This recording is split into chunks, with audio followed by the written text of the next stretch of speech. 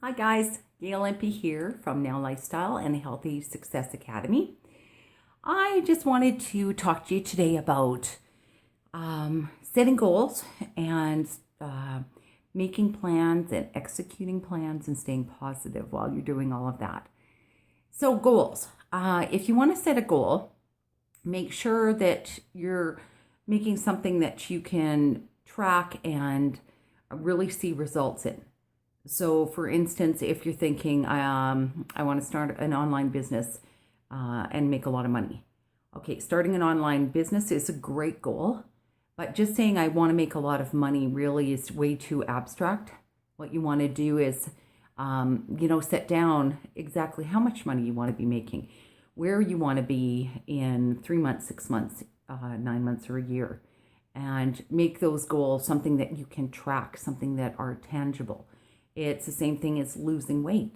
If you decide that you want to lose weight, just saying you want to lose weight is a start, but you need to have a timeline and make yourself accountable as to when you want to have a certain amount of weight lost, or exactly what your goal weight is that you want to get to it, and then how you're going to get to it. Other goals could be going on holidays, how you're going to save up the money to go on that holiday without throwing it on your credit card and stressing yourself out even more. Other goals could be spring cleaning or reorganization or downsizing. And how is that going to get done, and what's the timeline look like for that? So when you're setting your goals up, just be really, really precise about exactly what you want and where you want to go. And then you go into the start planning phase. So you need to put, again, timelines, where you want to be, how long you want it to take. So for instance, say a thing like a vacation. Give yourself, say, you break it down into monthly or even weekly goals for money. You have a certain goal at the end of that year that you need to get to. Say, like for me, if I wanted to go to Mexico to a nice all-inclusive resort, I'd probably need around $1,500 Canadian dollars to do that. And so I can break that down into weekly goals and know that every week I have to put around, a certain amount of money into my savings account, knowing at the end of that time that I'm going to have this great holiday, and I'm not going to go on this great holiday and come home and have a credit card bill to pay off. Say, for instance, things like reorganizing your home. Set down a timeline within 1 month or 3 months. I want to have my house totally pared down and get rid of the stuff that I don't use, and then you have to formulate a plan maybe for a garage sale, and then getting things down to a thrift store and donating, that kind of thing. Same thing goes with an online business. You can't, like I said before, you can't just say, okay, I want to start this online business and make a lot of money. Well, you want to set down exactly how much money you want to make. And you've got to set down a business plan as to how long it's going to take for you to do that and what your goals are. Certainly your goals should be set at least monthly, if not every quarter. And you want to know what your end result goal for starting this business was. So for instance, for me, I wanted to be retired before I turned 56. So I wanted to be retired when I was 55. And so I had to set down really concise goals of how I was going to get to that point where I could quit my traditional job and be able to pay my bills. Because that's, I think, another possibly shortfall that people have, is that they're in a financial crunch and they really are desperate for money. So they start an online business and they have no money to invest. And then they don't have the money to pay their bills. And then the stress level goes up and on and on. So setting up a business, whether online or offline, you have to make sure that your monthly bills are looked after and paid, and that part of your life is not stressed out because of that. And so it might mean that you have to stay with your traditional job for however long it takes. Maybe it'll take a year, maybe it'll take 2. Maybe for some people it takes 3 months, 6 months. It just depends on the level of commitment you have and your goals and your planning and how you're executing everything. And so setting down, again, for your goals for setting an online business is, again, number one, big thing.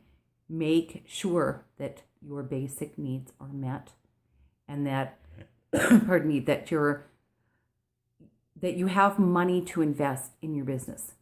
And I don't care what anybody says online, you can't make money without paying out money and paying out time.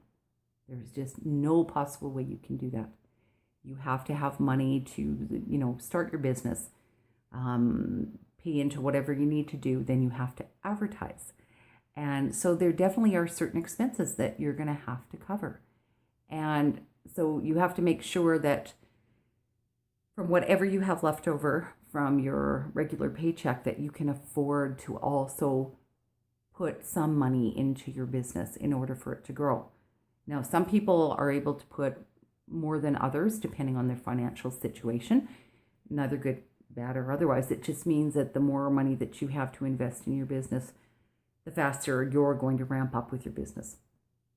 And so you need to also get a plan in to the point that you know that at a certain point in time, you're going to be making enough money from your business to cover your business expenses.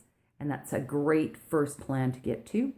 And then from there, your next goal and planning should be, how are you going to get yourself to the point where your business covers not only your business expenses, but your basic needs as well, so that if your goal is to quit your job, then you can do that. But it does take a lot of planning. Flying by the seat of your pants really doesn't work for businesses, or in fact for a lot of things. What we tend to do if we fly by the seat of our pants or don't make very clear, concise plans and goals is they end up being put off. And you think, oh yeah, you know what, I'll start that diet next week. Oh, you know what, next week I can't because, I got to go out for brunch with the girls and I don't want to not be concerned about what I eat. And then it just goes on and on and on. Same with your business. Oh, well, I'll get started on a business once I have a spare $500 in the bank. And then that $500 ends up going to something else. And I know for me, when I was younger, it would probably go to something really stupid and frivolous and something I really, really did not need. The other thing that I did when ramping my business up and getting started too was looking at the way I spent my money. And I knew that in order for me to get where I wanted to go, I was going to have to do some cost cutting. And so for me, it was things like not going to Starbucks. I love mochas, but $5 a day, 5 days a week is $25. That's $100 a month. I'm not a huge person to eat out, but I did stop eating out because that's just a lot of extra money for really awful food. And I do enjoy cooking, and I would certainly rather be doing that as well. Then I also did things like, when I was out shopping, not to be so quick to pick up a new pair of shoes or some clothing. And my kids have really gotten me into thrifting. So you're very tempted when you're out at the thrift store. You see a nice pair of shoes for $5 or a really cute little top for $3 and stuff like that. But it all adds up. And if you sat down with pen and paper and maybe do kind of a little bit of a social experiment when you're out, and every time you want to buy something, instead of buying it, just write it down in the book. And then at the end of the month, look at what you probably would have spent if you hadn't had maybe a little bit more self-control. It's amazing how quickly that can add up. So if you're thinking right now that you can't afford to do an online business, really kind of regroup and go through what you think you could cut from your spending. And you would be really, really surprised to see that you can probably eke out a good $50 to $100 a month, if not more than that. And I know that some people get really upset with that, saying that they don't want to change their lifestyle and they don't want to feel deprived and all of that kind of stuff. And the way I looked at it is, if I had to cut down my expenditures and not maybe do my coffees or do this or do that, it wasn't going to be forever. It was going to just be a really good thing that I could do now in order to make my life better later. And so when I was thinking, oh, I'd really like a Starbucks right now, I think, no, you know what, that $5 can go into my business. And, whenever in 6 months or a year, I won't have to really be too terribly concerned about whether I get a Starbucks or not. And absolutely, that's helping me as well. I'm doing the 90-day challenge with Now Lifestyle and I'm losing weight. And so that Starbucks is not good for me losing weight either. Now, last point is how to stay positive through all of this. Now, again, whether it's doing an online business or maybe you're trying to lose some weight or trying to get your house in order or trying to save up for that vacation, no matter who you are and what your life is like, there are always going to be ups and downs. There's going to be times where things just go so smoothly and you think, man, this is great. And then all of a sudden, boom, something happens and it totally disrupts kind of the whole chi of what you're trying to achieve. Try not to let that pull you down to the point where you quit, because quitting is not going to get you anywhere. Maybe you need to sit back for a day or two and maybe you need to look after the thought process too. Thoughts become things.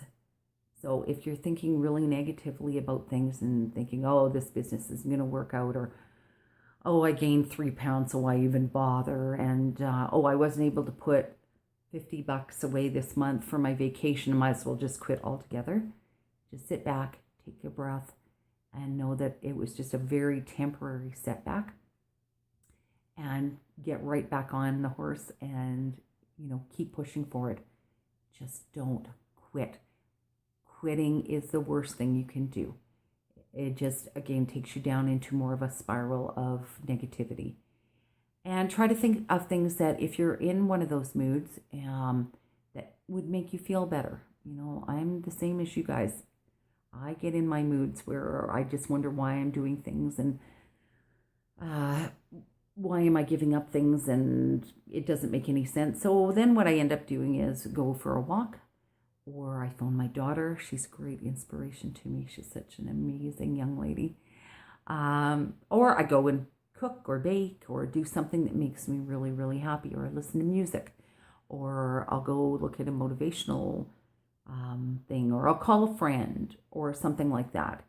And it's not necessarily that you're phoning your friend or phoning your daughter or your son or whatever to complain, but you're just phoning to get your mind off of what's in your head. And another great thing I found too, if I wake up in the middle of the night and I'm kind of stressed out about things and worrying about it, I just say to myself, you know what, Gail, you can't do anything about it. It's 3:00 in the morning.